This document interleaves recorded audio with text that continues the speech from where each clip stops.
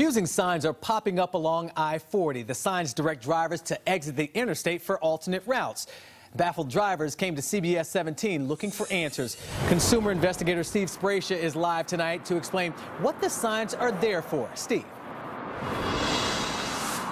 Well, Marius, for the next 3 years, the DOT is going to be widening this section of Interstate 40, which means you'll see stuff like this happening more frequently day and night. Lots of congested traffic, and that's what those signs are for. The DOT says there's sort of an early warning system telling drivers that the congestion may be here a while.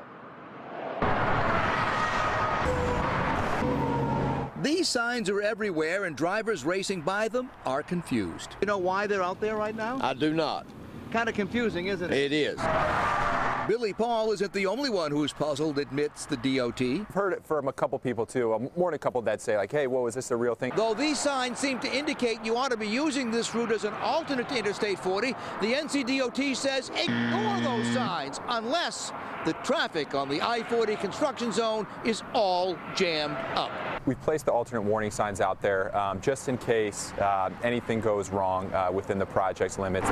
The NCDOT got the idea for the signs after learning from past projects like Fortify about the importance of letting people know about the available alternates before they're needed. The goods and the bads from every project that we've done in the past, we've kind of brought those and trying to get better at this project.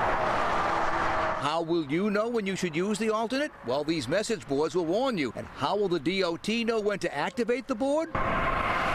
Well, sensors on the road will do that. It can measure the speed of cars that are going through there, and so when they see a major slowdown where cars, aren't moving, they're able to kind of click on, at least send to our traffic folks, our traffic operations folks.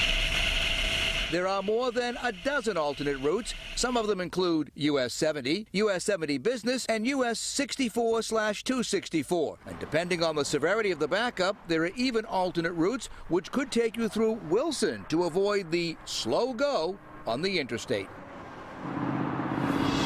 Now, that widening project is not slated to be completed until 2022, so those signs may become very important to you. You want to know more about those detours? Well, the DOT has an interactive detour map. You can click on it and find out all about them. I've included a link to that map in my web story. Check it out.